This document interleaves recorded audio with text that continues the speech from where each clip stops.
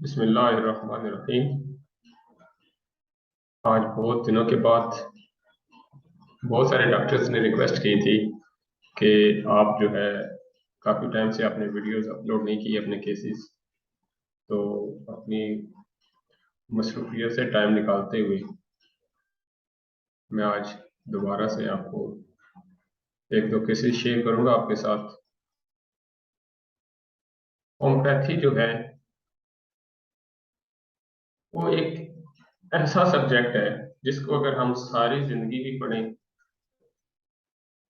तो उसके लिए कम है, क्योंकि ये एक वसी समंदर है। इसको सीखने के लिए, रखने के लिए डेली रूटीन में मेहनत करनी पड़ती है। तो आज मैं आपके साथ एक एमबीबीएस डॉक्टर साहब हैं जो कि पाकिस्तान सिंध से बिलोंग करते हैं और अपने हॉस्पिटल के, गवर्नमेंट हॉस्पिटल के वो मेडिकल सुपरिटेंडेंट हैं। तो उनका इशू बना, उनकी जो है आई साइट का इशू बन गया था। तो उन्होंने एक डॉक्टर्स के थ्रू उनसे कांटेक्ट किया। वो भी उनके दोस्त थे जो, वो भी अभी बीडीएस डॉक्टर हैं, जो जिन्होंने मुझसे तो मेडिसिन ली और वो ठीक हो गए, तो फिर उन्होंने अपने दोस्त को बताया था। तो आज मैं आपके उनके साथ मैं उनका केस शेयर करता हूँ आपके साथ। तो उनकी मैं वीडियो केस टेकिंग आपके साथ शेयर करता हूँ, फिर उसके बाद इस केस को डिस्कस करेंगे। मैं समझाऊंगा ये कैसे केस सॉल्व किया और क्या हुआ। पहले देखते हैं केस टेकिंग।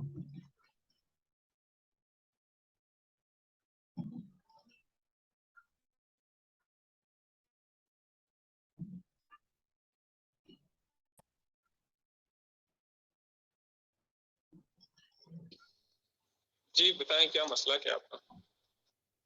जी 2 साल पहले मतलब रमजान में, इसी में 26 रमजान था, तो मेरा ब्लड प्रेशर बढ़ गया था।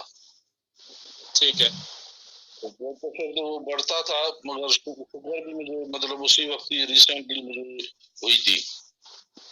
ठीक है। तो जैसे ही मेरा ब्लड प्रेशर बढ़ता था, मैं थोड़ी लापरवाही करता था, मतलब दवाई कभी लेता था कभी नहीं लेता था। ठीक है। तो उस वक्त मेरा ब्लड प्रेशर, जैसे ही हॉस्पिटल गया, हॉस्पिटल से वापस आया, ब्लड प्रेशर मेरा बहुत बढ़ा हुआ था। ठीक है। तो मैंने जैसे टेबलेट ब्लड प्रेशर की खाई, लेसिस वगैरह खाई उधर, फिर मैं वहीं पे सो गया। 5 बजे हो गए, 5 बजे उठा तो मेरी आंखें दोनों में नजर ही नहीं आ रहा था कुछ भी। ठीक है। तो कोरोना की वो तो सीजन था कोरोना का, वो हर चीज बंद हुई थी, हॉस्पिटल वगैरह। फिर मैंने वो हॉस्पिटलाइज हो गया था, वहां पे मैंने वो ट्रीटमेंट वगैरह कराई ब्लड प्रेशर की। लेकिन आंखें के लिए मैंने आंखों के वाले डॉक्टर से भी राब्ता किया, डॉक्टर आजम से भी राब्ता किया। उस सीटी स्कैन, एमआरआई सब टेस्ट हुई थी, वो सब नॉर्मल थी। ठीक है। उसने बोला कि अभी, फिर वो आगा खान वाला डॉक्टर था, डॉक्टर सईद मेमन, तो उसको भी दिखाया था। उसने कहा था कि आपकी जो है ऑप्टिक नर्व पैरालाइज्ड हो गई है, उसकी वजह से मतलब ये आंखों में रोशनी नहीं, नजर नहीं आ रहा था। उसके बाद फिर हल्का हल्का धुंधला सा, अभी भी जैसे धुंधला सा, मतलब वैसे ही जहाँ पे आंखें थी वहीं पे रुक गई थी। अभी भी मतलब आंखें मतलब रोशनी क्लियर नहीं आ रही, नजर मतलब ये जो राइट है उसमें तो कलर भी नहीं आते हैं और नजर भी सही ना आता। और लेफ्ट जो है आंख में थोड़ा बहुत जो भी नजर आता है वो लेफ्ट में आता है। जैसे 10-15 फीट 10 8-10 फुट पर मैं सही देख सकता हूँ। मतलब जो भी रिश्ते कोई भी आदमी होता है उसको चेहरा जैसे करीब से आता है तो मैं पहचान सकता हूँ। दूर से मतलब कोई नया लोग होता है तो नहीं पहचान सकता। ठीक है। और तो फिर मैंने फिर दवाई ली, फिर 1 साल हो गया है। अभी मैं साउथ सिटी गया था, वहाँ पे डॉक्टर मुगीज हैं, तो उसने मुझे बोला था, डॉक्टर आजम ने, आई स्पेशलिस्ट है, उसने कहा था कि आंखों का मसला नहीं है, आपकी जो है ऑप्टिक नर्व पैरालाइज हो गई है, आप जो है दिमाग वाले डॉक्टर को दिखाओ। फिर उसकी दवाई तो चल रही है, लेकिन मल्टी विटामिन मुझे दी थी, नीरोबान दिया था, टेबलेट है, और मतलब वो ब्लड प्रेशर की दवाई दी थी, वो तो मैं जैसे लेता था वही उसने एडवाइस की थी। उसके बाद मतलब अभी तक मतलब कोई इम्प्रूवमेंट नहीं है ऐसी। उसने कहा था आस्ता आस्ता डेवलप हो। ठीक है। तो अभी तक मतलब अभी तक जैसे कोई नजर वगैरह भी सही नहीं आता। कभी मैं ब्लड प्रेशर की टेबलेट लेता हूँ और शुगर की इंसुलिन लेता हूँ। ठीक है जी। तो जब आपका बीपी हाई हुआ था लास्ट टाइम, जब आपके नर्व डैमेज हुई, उस वक्त क्या हुआ था आपके साथ, क्या मसला था, क्या इशू था जब ये बीपी हाई? हाँ, ये था मतलब घर में थोड़ा प्रॉब्लम हो गया था, थोड़ा वाइफ से थोड़ा झगड़ा हो गया था, उसकी वजह से मतलब थोड़ा हो गया था। एक दिन पहले हुआ था, 2 दिन पहले फिर मगर झगड़ा हो गया था बहुत ज्यादा। फिर मैं सोच रहा था कि मैं घर ही नहीं जाऊंगा, फिर ऐसे मतलब फीलिंग्स थी। तो उसके बाद जैसे मतलब बैठे बैठे ही मैं सोच रहा था कि उसी की वजह से बीपी भी हाई हो गया और नजर भी। क्या सोच क्या रहे थे? मैं सोच रहा था कि बस घर जाऊंगा, बस बीवी को डाइवोर्स दूंगा, नहीं अब उसके साथ भी मेरी बनती नहीं है, वो भी थोड़ी ऐसे ही मतलब वो जैसे मैं कहता हूँ कोई काम वो कभी मूड में होती है तो सही है, वो नहीं होती है तो फिर मतलब हम दोनों की जैसे मिलती जुलती नहीं है आपस में। अभी भी मतलब ये भी रिसेंटली परसों भी बस हम ऐसे ही घर में जैसे होता है झगड़ा, बस खाने पीने ये वो उस पे भी झगड़ा हो गया था। अभी भी वो रिश्तेदार के पास चली गई है। ठीक है। जब झगड़ा होता है तो आपको गुस्सा आता है? जी जी। क्या करते हैं गुस्से में फिर? गुस्से में बस पहले तो उसको मारता भी था, अभी तो मतलब मारता नहीं हूँ। जैसे गुस्से को मैं कंट्रोल करने की कोशिश करता हूँ जैसे ना हो, लेकिन वो ज्यादा बोलती है, इरिटेट करती है। बच्चे भी हैं, वो उसको समझाते हैं, अम्मी तुम ज्यादा बोलती हो, तुम नहीं करो, अब्बा की तबीयत भी खराब हो गई है, ये वो है, तो तुम मतलब बाज नहीं आती। लेकिन वो बोलती है तो बोलती ही चली जाती है, जैसे पुरानी बातें कहती है, ये हुआ था वो हुआ था, 15 साल हो गए शादी को, लेकिन 15 साल में अभी तक जैसे हमारा सही नमूने से रिलेशन जैसे नहीं होता, एक मतलब कॉम्प्रोमाइज अंडरस्टैंडिंग एक दूसरे की नहीं है। ठीक है, ये ना आपसे कंट्राडिक्शन है उसकी ना? जी जी जी, बस ऐसे ही समझे कि अभी भी जैसे अभी रिसेंटली आज भी मतलब ये हुआ, सैटरडे को फिर झगड़ा हुआ था, वही फीलिंग, वही चीज, वही। ठीक है, तो गुस्सा करने के बाद पछतावा वगैरह होता है आपको? जी जी हाँ, पछतावा होता है। कितनी देर बाद? मतलब मुझे बस ऐसे ही फौरन बाद होता है, पहले तो बस एक दिन बाद होता है। जैसे मतलब अभी चली गई है तो एक दिन बाद फिर मतलब कूल डाउन हो जाता हूँ। जैसे वहीं पे घर में ही होती है तो फिर मैं बस उससे बात करना छोड़ देता हूँ, 1 2 3 दिन के लिए, कभी कभी एक हफ्ता भी एक दूसरे से हम बात नहीं करते। उस वक्त वो 2 महीने 3 महीने मतलब बात भी नहीं हुई थी, मेरी ट्रीटमेंट चल रही थी, तो मैं तो कह रहा था कि तुम्हारी शक्ल भी नहीं देखूंगा। ठीक है, लाइफ में और क्या टेंशन चल रही है? और ऐसी कोई टेंशन नहीं है। अच्छा, गुस्सा आपका रहता कितनी देर है? गुस्सा मतलब जैसे समझता हूँ कि अगले की गलती है तो फिर कंटिन्यू होता है, जैसे समझता हूँ कि उसकी गलती नहीं है, जैसे फिर समझता हूँ जैसे मेरी गलती है तो फिर मैं एक्सेप्ट करता हूँ, फिर मैं थोड़ा ठंडा हो जाता हूँ कि वाकई छोड़ो बस इसको। अभी तो मैं गुस्सा मतलब कंट्रोल करता हूँ, कोशिश करता हूँ कि कंट्रोल करूँ। ठीक है, अच्छा ये जो आपकी नजर कम हो गई है आफ्टर नर्व डैमेज होने की वजह से, क्या टेंशन आती है इसको लेके?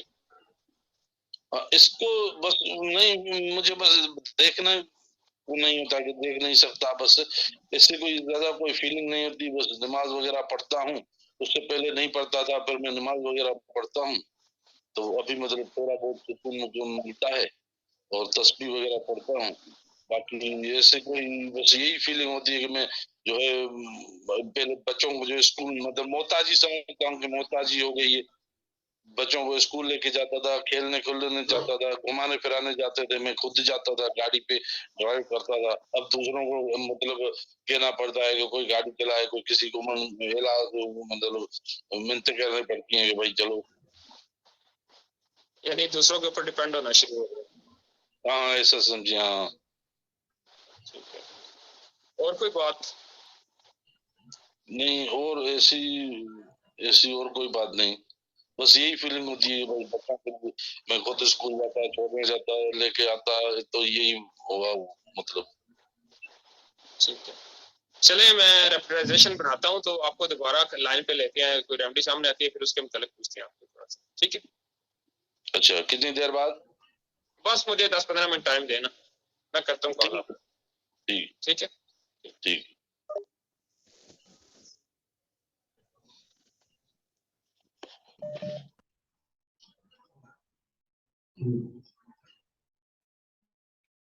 जी, आपने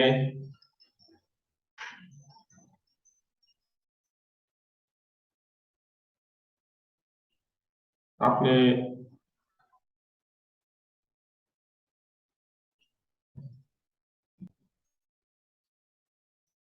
जी आपने केस सुना, ये वीडियो केस टेकिंग थी पेशेंट की, जो ओरिजिनल जैसे था जो था वो आपके सामने मैंने रखा ताकि केस को समझने में आसानी हो। अब इस केस के अंदर डॉक्टर साहब को मसला था कि ब्लड प्रेशर हाई हुआ और उनकी ऑप्टिक नर्व जो है वो डैमेज हो गई थी, और उसके बाद उनका विजन जो है वो बिल्कुल ना होने के बराबर था। वो बता रहे थे कि मैं जो है दूसरों के ऊपर डिपेंड करना शुरू कर दिया है। पहले मैं खुद गाड़ी चला लेता था, बच्चों को बाहर ले जाता था, स्कूल ले जाता था, वापस ले आता था, अब मैं खुद नहीं कर सकता, अब दूसरों की मुझे मिन्नतें करनी पड़ती हैं। तो ये केस पहले कुछ डॉक्टर्स ने देखा, फिर पाकिस्तान के मायानाज और सबसे बड़े इंस्टीट्यूट आगा खान हॉस्पिटल में भी ट्रीट हुआ, और वहाँ से आई स्पेशलिस्ट ने इनको बताया कि आपकी नज़र का कोई इशू नहीं है, आपका ऑप्टिक नर्व जो है वो पैरालाइज हो चुका है। तो ये ऑप्टिक नर्व पैरालाइज होने के बाद आई का कोई इशू नहीं है, आप जो है आप इलाज करवाएं न्यूरो सर्जन से। फिर न्यूरो सर्जन का इलाज भी चलता रहा, लेकिन कोई फायदा नहीं हुआ, जैसा कि डॉक्टर साहब ने केस टेकिंग में बताया। और ये खुद एमबीबीएस डॉक्टर हैं और गवर्नमेंट हॉस्पिटल के मेडिकल सुपरिटेंडेंट भी हैं। तो उसके बाद जब हमारे पास केस आया, हमने केस टेकिंग की और देखें होम्योपैथी की खूबसूरती है, और ये एजाज होम्योपैथी को हासिल है, और हनी मैन ने जो ये डिस्कवरी की है हम उसको सलाम करते हैं। और उसके बाद जो हमारे उस्ताद हैं, हमारे उस्ताद मोहतरम, जिनका मैं जहाँ यहाँ पे जिक्र करना बहुत जरूरी समझता हूँ, क्योंकि उन्होंने हमें उंगली पकड़ के चलना सिखाया, जिसकी वजह से हम आज इस काबिल हुए कि इस किस्म के केस ट्रीट कर रहे हैं और दुनिया को होम्योपैथी से वादा हो रहा है। तो हमारे सबसे पहले जो है मैं अपने उस्ताद मोहतरम जनाब डॉक्टर शामिल कशोर सर, जो मेरे बहुत ही मोहतरम और शफीक उस्ताद हैं, उन्होंने हमें उंगली पकड़ के चलना सिखाया और इतनी बुलंदियों तक लाने में उन्हीं का मुकाम है। और उन्होंने हमें सिखाया कि होम्योपैथी जो है वो दुनिया में फैलाने के लिए, जैसे मैं कर रहा हूँ, मेरे मिशन को मेरे जो है स्टूडेंट्स हैं उन्होंने जारी रखना है। तो मैं उनके नक्शे कदम पर चलते हुए अपने उस्ताद मोहतरम की बात को रखते हुए ये नॉलेज आप तक फैला रहा हूँ, और आप कोशिश करें इसको आगे ज्यादा से ज्यादा शेयर करें, ज्यादा से ज्यादा शेयर करें, ताकि लोग इसे इस्तेफादा हो। तो मैं एक बार फिर अपने उस्ताद मोहतरम डॉक्टर श्यामल किशोर सर का बहुत शुक्रगुजार हूँ, जिन्होंने हमें आज इस स्टेज तक ला के खड़ा किया है कि हम इस काबिल हैं कि ऐसे केसेस जो एलोपैथी में बिल्कुल लाइलाज हैं, उनका कोई इलाज नहीं, उसको भी होम्योपैथी से क्योर कर रहे हैं। तो अब चलते हैं इस केस की एनालिसिस की तरफ। तो देखें हमने इस केस को कैसे सॉल्व किया। मैं स्क्रीन शेयर करता हूँ।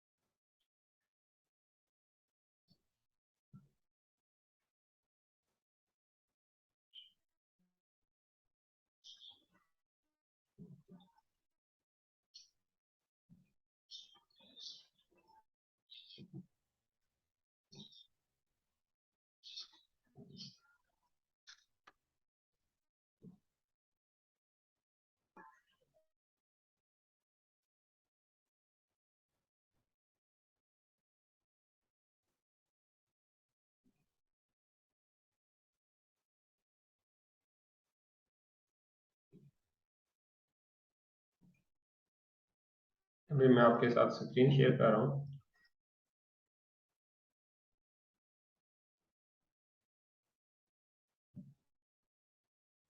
इस केस के एनालिसिस का जो चार्ट है हमारे पास,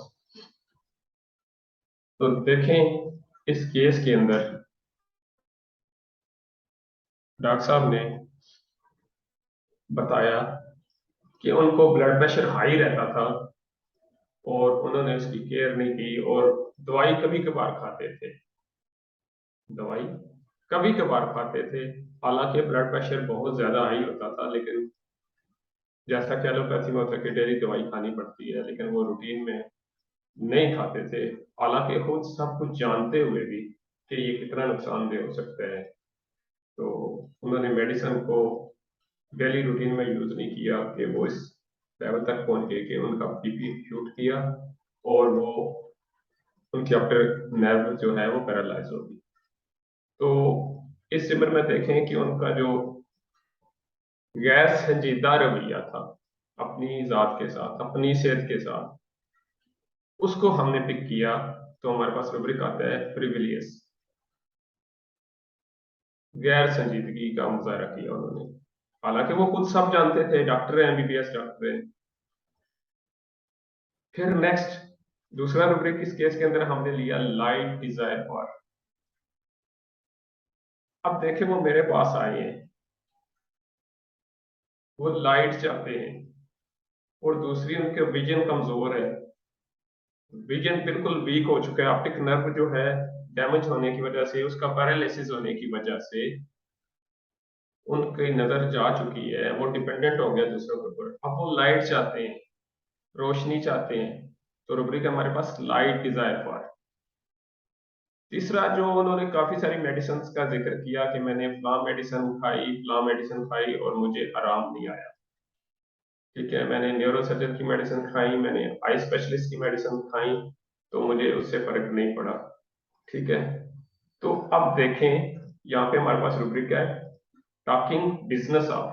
बिजनेस क्या होता है जिसमें नफे या नुकसान का होता है। अब देखें उन्होंने मेडिसिन खाई, उनको उनको वहां से फायदा नहीं हुआ, तो वहां पे हम रूब्रिक लेते हैं टॉकिंग बिजनेस ऑफ।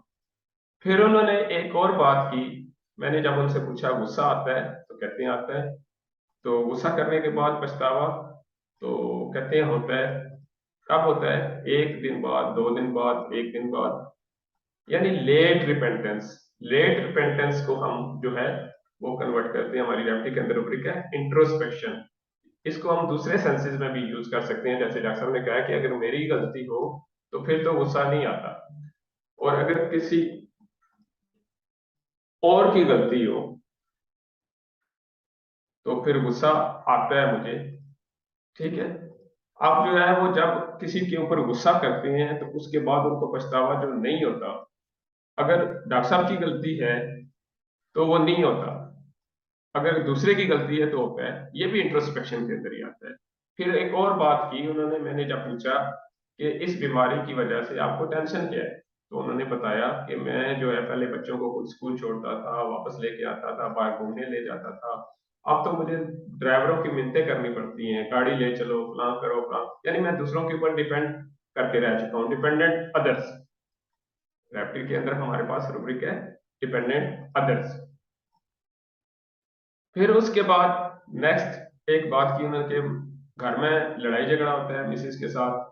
मैंने काफी दफा उसे डाइवोर्स देने की कोशिश की, मैं उसके कहा कि मैं डाइवोर्स दे दूंगा, तो मैंने कहा फिर क्या होता है, कहते जब लड़ाई झगड़ा होता है तो फिर मैं खामोश हो जाता हूँ, महीने महीने तक बोलता ही नहीं उनसे, माइंड टैसिटर्न। नेक्स्ट एक रूब्रिक है विजन डिम। उनका विजन बिल्कुल डिम हो चुका था, जो बिल्कुल हल्का सा महसूस होता था, नजर बिल्कुल कमजोर हो चुकी थी। फिर नेक्स्ट उन्हें गुस्सा गुस्सा आता किस बात पे था, उन्होंने खुद ही बताया कि जब वो मेरी बात के साथ मुताबिकत नहीं करती, जब मैं कहता हूँ वो नहीं करते, तो उसकी वजह से मुझे गुस्सा आता है। तो रूब्रिक हमारे पास एंगर कॉन्ट्राडिक्शन फ्रॉम। कॉन्ट्राडिक्शन क्या होती है, जो आप चाह रहे होते हैं अगला नहीं चाह रहा होता, यानी आपकी बात से कॉन्ट्राडिक्शन हो रही होती है, तो कॉन्ट्राडिक्शन पे जो गुस्सा आता है उसमें उसको हम देते हैं एंगर कॉन्ट्राडिक्शन फ्रॉम। फिर डॉक्टर साहब कहते हैं कि मुझे दवाई दें कि मैं ठीक हो जाऊं, वो carry desire to be carried में भी हैं। तो ये मैंने उस वक्त ऑन दी स्पॉट जो रूब्रिक्स मैंने लिए, तो उसके बाद हमारे पास एक ही रेमेडी, सिंगल रेमेडी आई, वो थी स्ट्रामोनियम। अब देखें जब आप वेल केस टेकिंग करेंगे, बहुत अच्छी केस टेकिंग होगी आपकी, आप वो रूब्रिक अप्लाई करेंगे तो आपके पास सिंगल रेमेडी ही आएगी। समटाइम ऐसा होता है कि मल्टीपल रेमेडीज आ जाती हैं, एक से दो रेमेडीज, तीन रेमेडीज, चार रेमेडीज, जिनमें सारे रूब्रिक्स कवर हो रहे होते हैं। फिर आपने मजीद प्रूव करना होता है, मरीज से मजीद पूछ के सिंगल रेमेडी पे आपने कन्वर्ट होना होता है। तो इस केस में मैंने डॉक्टर साहब को स्टार्ट जो करवाया था वो स्ट्रामोनियम 30 की सिंगल डोज दी थी हमने, और स्ट्रामोनियम 30 की सिंगल डोज देने के बाद एक महीने के बाद हमने इनको 200 की डोज दी, एक महीने के बाद। और 30 की एक डोज के बाद इनको हल्का हल्का दिखाई देना शुरू हो गया। तो महीने के बाद इम्प्रूवमेंट तो थी, लेकिन जितनी होनी चाहिए थी उतनी थी। फिर मैंने पोटेंसी को रेज किया और फिर 200 की एक डोज दी इनको। फिर आफ्टर 1 मंथ हमने इनको दोबारा फॉलोअप में लेके आए, इनसे पूछा तो कहते हैं काफी इम्प्रूवमेंट है, लेकिन अब जो इम्प्रूवमेंट है जहां तक हुई है वही रुक गई है। तो फिर हमने इनको स्ट्रामोनियम 1 mg की एक डोज 3rd मंथ में दी थी, और उसके बाद आज तक ये बिल्कुल ठीक है, और इनकी नजर भी ठीक हो चुकी है, और ये अब गाड़ी भी ड्राइव कर लेते हैं, पढ़ भी लेते हैं, और इनकी डिपेंडेंसी वाली जो आदत थी वो भी खत्म हो गई है, अब खुद से काम करना शुरू हो गए। और सबसे बड़ी मजे की बात, जो इनका फैमिली के साथ, अपनी मिसेस के साथ झगड़ा रहता था, उनको डाइवोर्स देने तक आ चुके थे ये, उनको क्या कुछ कहते थे, तो वो भी खत्म हो गया। अब देखिए होम्योपैथी ने पूरी जो है इनकी लॉजिक ही चेंज कर दी, इसकी जो है जहन ही चेंज कर दिया। अब वो बिल्कुल हंसी खुशी रह रहे हैं, और जो है उनके जो नजर का इशू था, ऑप्टिक नर्व का इशू था, वो बिल्कुल ठीक हो चुका हुआ है, और इनकी नजर बहाल हो गई है। तो ऑप्टिक नर्व का पैरालिसिस का ये केस था, मैंने इस नॉलेज को आपके साथ शेयर किया।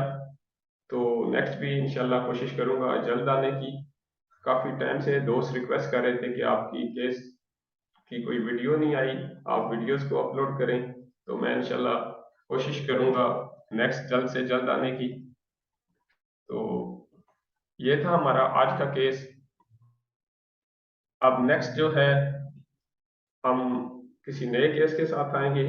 जो देखें होम्योपैथी में इतना कमाल हो जाता है, बिल्कुल छोटी छोटी बातें हैं जो रोजमर्रा में रूटीन में पेशेंट आके हमारे साथ करते हैं, बस उसको हमने रेफ्ट्री की लैंग्वेज में कन्वर्ट करना है। जो पेशेंट का वर्जन होता है, जो पेशेंट हमसे आके कहता है, उसको हमने रेफ्ट्री की जुबान में कन्वर्ट करना होता है। वो देखना होता है कि जो उसका मोस्ट इम्पोर्टेंट जो उसका होता है, उसका कंसर्न होता है पेशेंट का, वो देखना होता है वो क्या है, और उसके अलावा जो इमीडिएट प्रेजेंट होता है उसको नोट करके हम बहुत केसेस में कामयाबी में जाते हैं।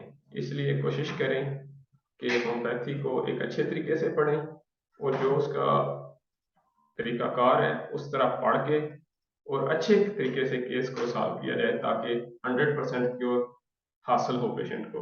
जैसे हनुमान का फर्स्ट अफोरिज्म भी है कि मरीज को बहुत जल्द और कुल्ली शफायाबी मिलनी चाहिए। ये एक फिजिशियन का एम है, रैपिड जेंटल क्योर। ये जो है होम्योपैथी के फिजिशियन का एक एम्बिशन बताया गया है कि उसका एम्बिशन ये होना चाहिए। तो इसके अलावा मैं आपको एक और बात बताना चाहता हूँ कि माइंड मेथड पे अगर कोई पढ़ना चाहता है हमसे तो मैं डिस्क्रिप्शन के अंदर अपना व्हाट्सएप नंबर शेयर कर दूंगा। इंशाल्लाह जल्दी नई क्लास शुरू होने वाली है। पहले मैं 8 बैच पढ़ा चुका हूँ पाकिस्तान के अंदर, तो अभी इंशाल्लाह 9वां बैच शुरू होगा बहुत जल्द। तो आप मेरे साथ कांटेक्ट करके तो माइंड मेथड के ऊपर क्लासेस ले सकते हैं। जो 5-6 महीने का पीरियड है उसके अंदर आप अपने आप को एक्सपर्ट बना के माइंड मेथड को सीख कर इसी तरह अपनी प्रैक्टिस में बेहतरी ला सकते हैं। और आखिर में फिर मैं अपने उस्ताद मोहतरम डॉक्टर शामिल किशोर का बहुत बहुत शुक्रिया अदा करता हूँ जिन्होंने हमें इस लेवल तक और इस स्टेज तक पहुंचाया कि हम आज बैठकर होम्योपैथी की खिदमत कर रहे हैं। और जो हमारे उस्तादों का एम है, जो उनका मकसद है, जो उनका एक टारगेट है कि होम्योपैथी पूरी दुनिया में फैलाई जाए, तो हम उसको लेके आगे चलेंगे। और यही क्योंकि उस्तादों ने हमें बहुत अच्छे तरीके से सिखाया है और हम भी आगे कोशिश करें इसी तरीके से जिस तरह हमारे उस्तादों ने हमें मेहनत करके कोशिश करके सिखाया है, हम भी इसको आगे लेके चलें ताकि हमारे उस्ताद का जो मिशन है वो कहीं रास्ते में रुके ना। Thank you for all. इंशाल्लाह नेक्स्ट बहुत जल्द वीडियो लेके आएंगे। Thank you.